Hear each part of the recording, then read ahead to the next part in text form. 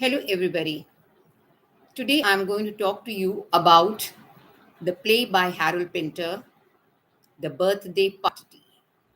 Now, as you talk of, as the very title of the play suggests, The Birthday Party, naturally you will think of balloons, you will think of partying around, you will think of music, fun, and frolic. That's the celebration of birthday in the normal sense.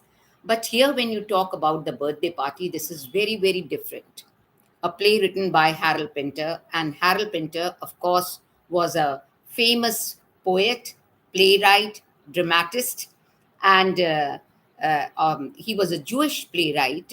He was born in 1930 in London on October 10th, and he died on December 24th, 2008, in London only. But he is famous for his existentialism and and as the word the writer's name suggests, his Pinteresque plays, you would say. And regarding the award, he was a winner of Nobel Prize in 2005 for literature. Now, this play, Birthday Party, consists of characters like Petty and Meg Bowles. They are middle aged characters, around 60s, you can say, nearing their second phase of life. Weber, who is supposed to be the main protagonist, who is in his 30s. And another two characters, Goldberg and Mackham. Goldberg is around 50s, in his 50s, and Mackham is, of course, in his 30s. So I mean, and another character, Lulu, who is a young girl around 20. So she has a small part to play, but yet an important one regarding the birthday party that is thrown by Meg for Stanley Weber. Now, Stanley Weber is staying in the boarding house of Meg and Petty, and Petty is supposed to be the co proprietor of that residential area of a resort there, and he is working on the deck, putting out chairs on the deck in the beach, and he's spending his retired life. He's a calm and quiet fellow, you can say. And in fact, the birthday party was written by Harold Pinter, a Nobel Prize winner, as I already told you, in 1959. And the play is often referred to, you can say, as a play of comedy of menace. And why it is talked about as a play of comedy of menace? Because of the fluidity of time that is talked of, because of the isolated location, and also about the ambiguity of identity in this particular play. And what I would say, and what is peculiar about this play, is that when you talk of something menace, or when you, and it is, this play is often referred to as an absurd play also. And when you talk of absurd play, that is something which is not relative to the, which is something you can say is irrelevant, or rather absurd, incongruous, you can say, and which is not related to the reality, and rather to the reality of human existence, you will say. And this absurdity is related to ridiculity, and to the unreasonable, unsound, incongruous, and something which is, you can say, having no rational or orderly relationship to the human life, lacking order, or rather lacking order in the whole universe. And the main character, Stanley Weber, he is reclusive, unkempt type of a disheveled person, who is wearing, uh, uh, dirty, disheveled pajamas and filthy pants. And he doesn't seem to be a person who seems to be belonging to that particular place. And what is most important in this play is that you do not know anything regarding the truth about the life of these characters, who they really are. Now, we get we are talking about Petty and Meg Bowles, but they are supposed to be the caretakers of Stanley Weber. But we do not know they are married and leading a retired life. But whether they had any children or not, or why they are living this lonely life out here in a resort, you can say, in the on the beach, and why they have turned their own house as a boarding house in which they are accommodating a man like Stanley Weber, who has run away from London and taken shelter in the house of Meg and Petty. And in fact, Meg is regarded as a caretaker, not only as she has a maternal instinct for Stanley, as well as at the same time, she has a certain, flirtatious romantic feelings for Stanley. But all the time, both Meg and Petty are very particular in taking care of Stanley Weber. And why you say that both of them are very particular? Because it seems as if they do not have, or did not have any child, and so they are having a protective feeling for Stanley Weber. And one day, Meg, Stanley is supposed to be a pianist who had been playing piano in London. And when he gives an account of the incident which took place at Edmonton, and while he was playing the piano, and how all the doors were shut, and how this whole hall was locked, and he feels as if this all this was done by his father, and that is why he felt very disturbed and disrupted. And because his performance was disrupted in that particular theater, he ran away from the place and came here to this particular resort, where he took shelter in the house of Meg and Petty. And they, both of them, now when the play is of course divided into three acts, first, second, and the third. And then when the play begins, Petty is having breakfast, and Meg is very particular in offering him cornflakes and bread, fried bread. And even though she feels that Petty is around the place, yet she is, I mean, when the play begins, she says, Petty, are you there? Is that you? I mean, all these little dialogues, you can say, give a sense of humor to the play. Because, knowing that he is there, knowing that he is reading paper, knowing that he is having his cornflakes and his breakfast, still all the time she's questioning him. This simply shows as if she wants to feel the presence of the man in the house. And then she inquires from Petty about Stanley, whether he has woken up, whether he's up, whether he's coming down from breakfast or not. He says, already I have prepared breakfast for him, and why is he down? And then she's also very particular by telling Petty that, look, I did not take tea for him, that his morning tea, and that is why he's not up, and I'll go again and waking up. So all this, shows her maternal instinct for Stanley, and she feels good in having Stanley around the place. But of course, we are, you can say, confused in knowing the whereabouts of who Stanley is, and why did he come and take shelter? Is he a disturbed soul or not? And you can say the theme of this particular play is chaos as and existentialism. And of course, the this writer Harold Pinter, whatever he tends, he uses the words, a very minimum brevity of words that he has used as dialogues in this particular play, also tends to minimize the, you can say, the psychological reactions of the characters. And what is more important is that the playwright Harold Pinter has used a lot of understatement, lot of small talk, lot of silence and reticence in order to convey the substance or the thoughts that are there in the that is going on in the mind of the character. And of course, he says, the in when this act is in the first act, we this Meg, tells Stanley Weber that, see, the two gentlemen are coming. two gentlemen are coming to interrogate or to take Stanley away.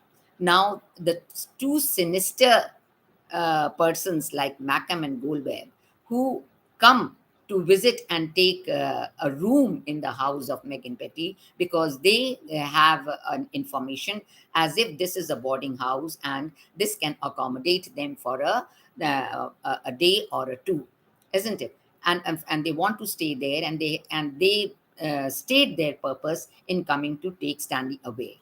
And now we are not revealed. The playwright does not reveal as to who they are, and whether they are officers of investigation, investigating officers, or whether they have come from some particular place in order to take Stanley away, and why they want to take. And the very fact when Meg announces the coming on the presence of these two gentlemen to Stanley Weber, he, gets a feeling of fear, and that guilt and that feeling of retrogression that is there in the mind of Stanley Weber seems to come into the forefront. And you know what happens? That when you are terrorized with the arrival of strangers in a house, even though you are not guilty of any crime, but still you start getting a feeling of guilt. And Stanley wants to avoid the presence of Goldberg and Macam. He does not want to face them. So when the two gentlemen, Macam and Goldberg, arrive at Meg's house, first, of course, Meg also does not want to accept the presence of these two. But when the two arrive, Stanley, evades a confrontation with the two gentlemen, and he slides through the back door out of the house so that he does not have to face them. But later on, when he talks with Macam and he confronts Macam and he faces him, he is quite at ease with him, because he has also come from Ireland and he feels as if he belongs there. And both of them have a conversation with each other, though he is restricted in conversing with Goldberg, because Goldberg is an elderly man and he is dominating in nature, and he is also, very abrupt and a little abusive in putting questions towards Stanley.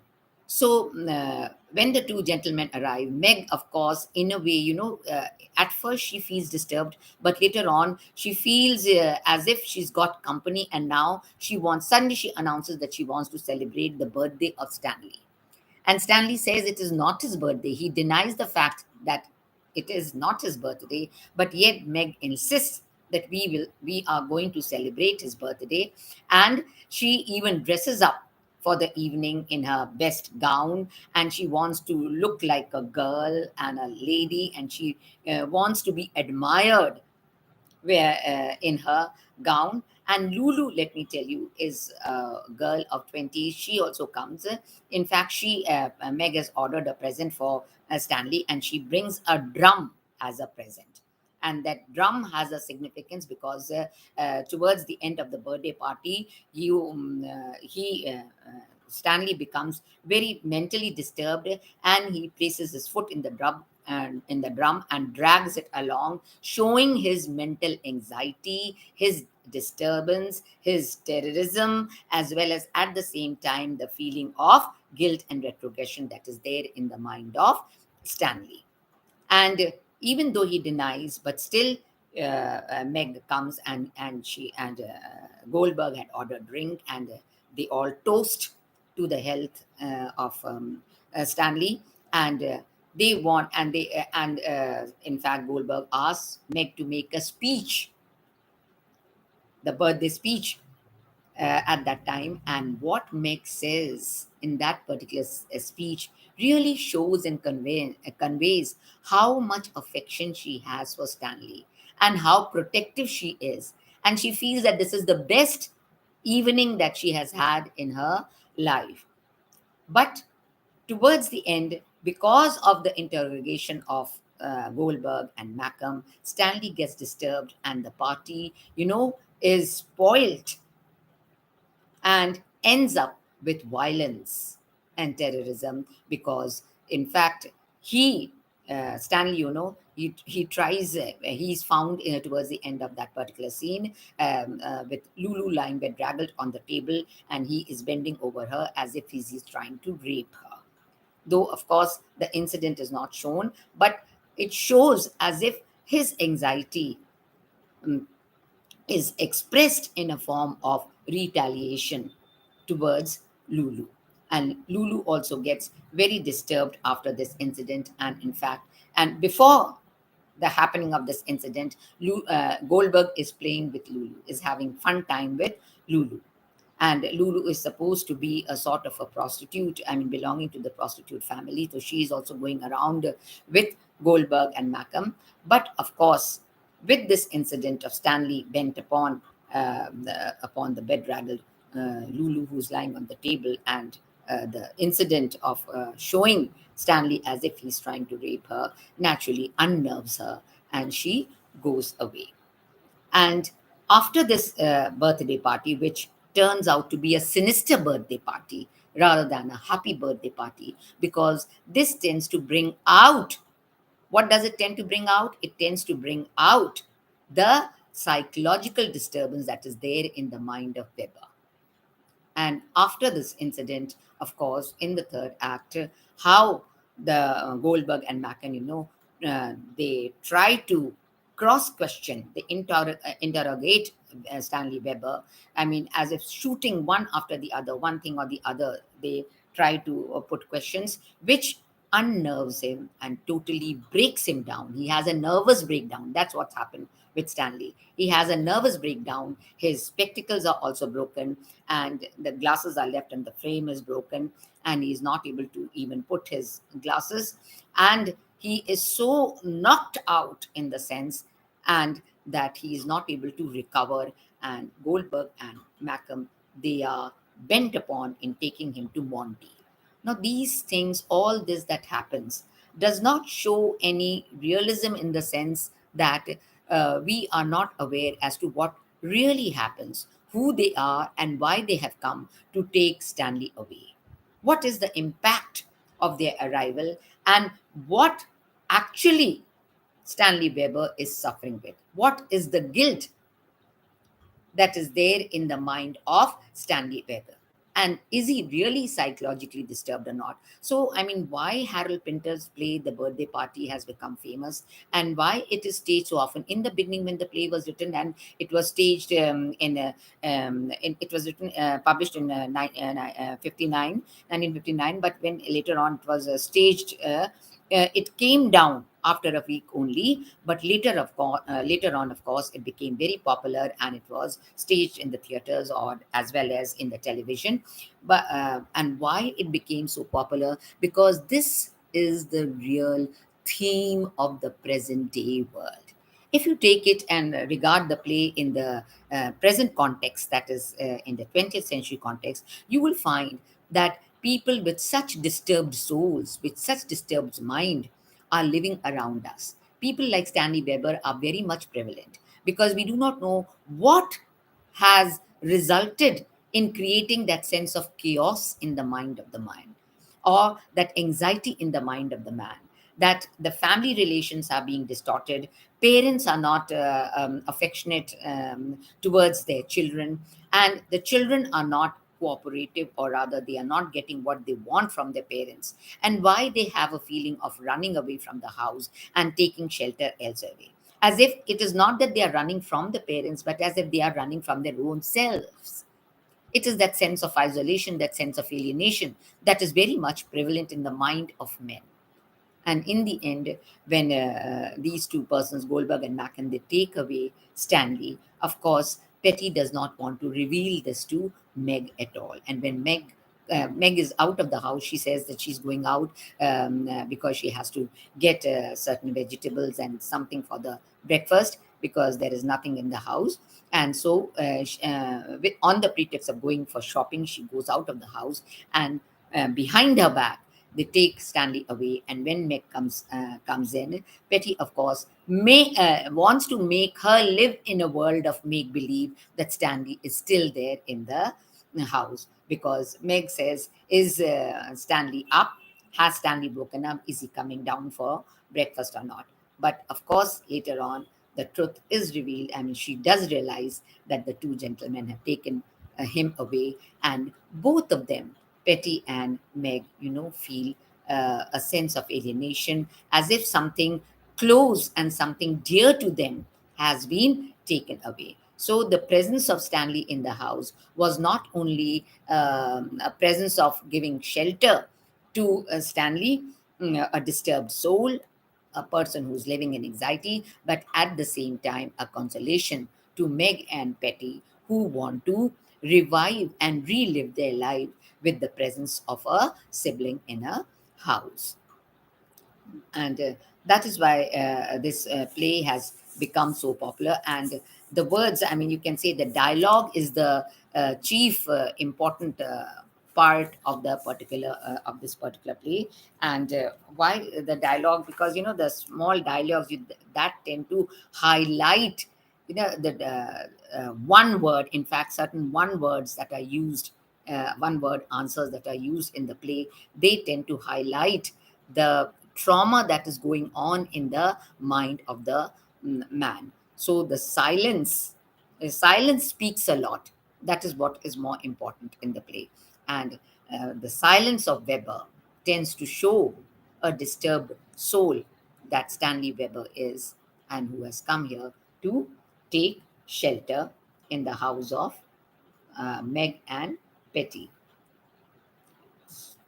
So I hope this is just telling you about the birthday party in short. But regarding the characters, I will take another lecture in which I will give you the details of the character. Thank you so much.